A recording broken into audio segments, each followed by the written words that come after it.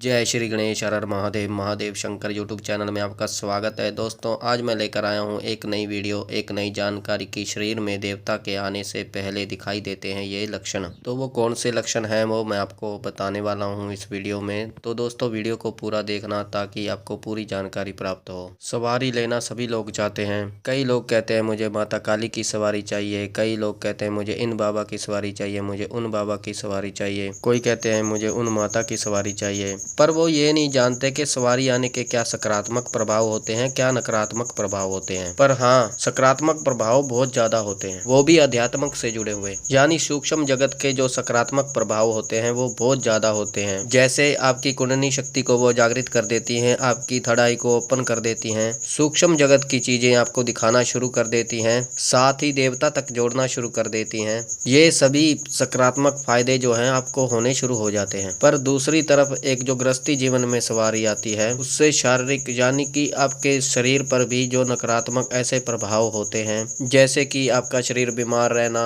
शरीर में जान ना रहना, और बुद्धि जो है बुद्धि में थोड़ी दिक्कत होना, और सिर में दर्द रहना, साथ ही कुछ चीजों को भूल जाना।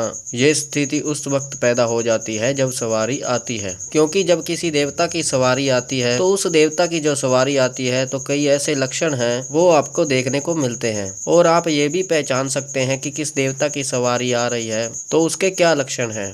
कोई भी शक्ति जब किसी व्यक्ति के शरीर में प्रवेश करती है तो उसकी आंखों का सहारा सबसे ज्यादा लेती है, यानी कि आंखों के माध्यम से उस व्यक्ति के शरीर में प्रवेश करती है। पर जब उसके शरीर में कोई शक्ति प्रवेश करती है तो जो अलग अलग लक्षण है वो आपको दिखाई देते हैं, वो मैं आपको अब बताने जा रहा हूँ। वो कौन से लक्षण है जिससे आप पता कर पाएंगे कि उस व्यक्ति के अंदर सवारी आ रही है। आप ये जानना चाहते हैं कि मेरे ऊपर सवारी आ रही है या आने वाली है, तो ये लक्षण आपके शरीर में दिखाई देते हैं। पर कुछ समय क्या होता है, ये लक्षण आपको दिखाई देते हैं जब सवारी आ जाती है तो आपको पता नहीं होता कि सवारी क्या कहकर गई है, क्या नहीं कहकर गई है। ये दोनों स्थिति में होता है। कुछ लोगों को पता होता है तो कुछ लोगों को नहीं पता होता है। वो सवारी के ऊपर निर्भर करता है कि अगर सवारी कुछ रास्ता छोड़ती है, यानी आपके शरीर में जब सवारी प्रवेश करती है वो कुछ जगह ऐसी छोड़ देती है जो आपकी जो इंद्री है, आपकी 6 इंद्रियां होती है, छठी इंद्री जो होती है हमारी माथे पर होती है, जिसे त्रिनेत्र कहते हैं। जब एक इंद्री जो है आपकी वो एक्टिव होती है, यानी कि सभी इंद्रियां जो है वो देवता के वश में नहीं होती, तो उस समय आपको सब कुछ पता होता है पर आप कुछ नहीं कर पाते। जैसे एक व्यक्ति उसका शरीर बेजान पड़ा है, यानी लकवे की स्थिति में वो सब कुछ देख पा रहा है पर कुछ कर नहीं पा रहा है, तो उस स्थिति में किसी व्यक्ति के ऊपर सवारी आ रही है या आने वाली है तो उस समय आपको लक्षण क्या दिखाई देते हैं। सबसे पहला लक्षण है कि जिस व्यक्ति के ऊपर सवारी आने वाली हो रही होती है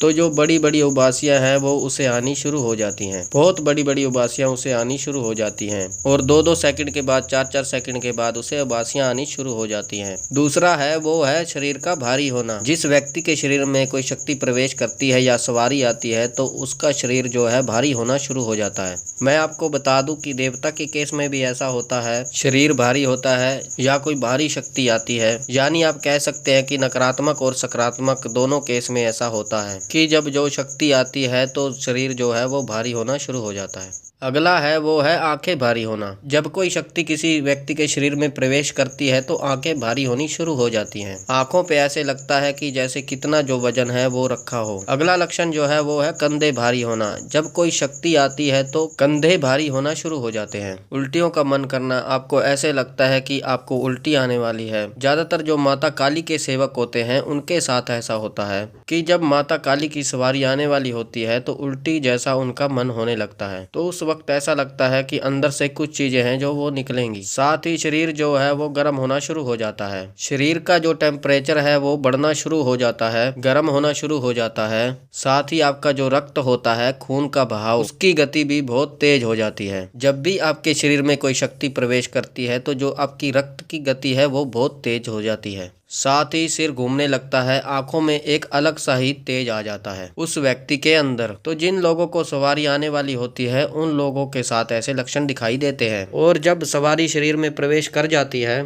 तो कई ऐसे देवता होते हैं, कई ऐसी सवारी होती है। जब शरीर में प्रवेश करती है तो दिक्कत होती है उसके शरीर को। दिक्कत कैसे होती है, जैसे कोई दरवाजा है, उस दरवाजे को आप तोड़ने की कोशिश कर रहे हो, तोड़ने की जो मेहनत लगती है उसके बाद जब आप अंदर घुस जाते हैं उस दरवाजे के, उस कमरे के, तब दिक्कत नहीं होती। उसी प्रकार जब कोई शक्ति आपके शरीर में प्रवेश करती है तो जो आपका आवरण होता है उसको भेदने में जो उसकी शक्ति लगती है तो उसमें जो दिक्कत होती है वो दिक्कत होती है आपके शरीर को। जब कोई शक्ति प्रवेश कर जाती है आपके शरीर में तो आपके शरीर में कोई दिक्कत नहीं रहती, वो शक्ति ऐसे ही आपके शरीर में रहती है जैसे आप स्वयं बैठे हों, यानी कि कोई व्यक्ति पहचान भी नहीं सकता कि कोई शक्ति आपके शरीर में है। तो कई बार जो शक्ति है वो अलग अलग तरीके से आपको दिखाई देती है कि सामने वाला व्यक्ति जो है वो पहचान सकता है कि कोई शक्ति शरीर में प्रवेश कर गई है। तो शक्तियों का अलग अलग तरीका होता है, जो अलग अलग शक्तियां होती हैं अलग अलग जगह से प्रवेश करती हैं। कई शक्तियां जो है आंखों के माध्यम से, कई शक्तियां जो है कानों के माध्यम से, तो कई शक्तियां जो है मस्तिष्क के माध्यम से प्रवेश करती हैं। कई बार आपने देखा होगा वो खेलना शुरू कर देते हैं तो कई लोगों की जो गर्दन है वो घूमनी शुरू हो जाती है, क्योंकि जो शक्ति है जब वो आज्ञा चक्र पर आती है तो आज्ञा चक्र की जो ऊर्जा है वो इतनी तेज हो जाती है तो वो शक्ति जो है, क्योंकि आपका मस्तिष्क जो है वो उस ऊर्जा को संभालने के लिए तैयार नहीं होता, उस शक्ति को संभाल नहीं पाता, तो उस समय वो शक्ति अपने तेज को नियंत्रण करती है।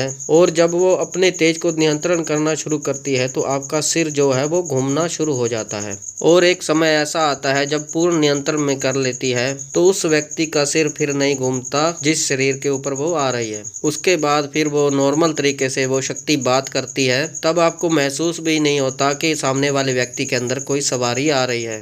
तो ये थी कुछ महत्वपूर्ण जानकारी जो मैंने आपको बताई है कि जब सवारी आती है शरीर पर तो नकारात्मक और सकारात्मक दोनों प्रभाव पड़ते हैं। साथ ही कुछ ऐसे लक्षण होते हैं कि सवारी आने वाली है तो वो लक्षण आपको दिखाई देते हैं। मुझे विश्वास है कि यह जानकारी आपको पसंद आई होगी। अगर आप चैनल पर पहली बार हैं तो चैनल को सब्सक्राइब करें और बेल आइकन को दबाएं ताकि हमारी जो नई जानकारी है वो सबसे पहले आपको प्राप्त हो। ज़्यादा से ज़्यादा इस वीडियो को शेयर करें ताकि उन लोगों तक पहुँच सके जो ये जानना चाहते हैं कि सवारी आने से पहले कौन से लक्षण दिखाई देते हैं और क्या प्रभाव पड़ते हैं।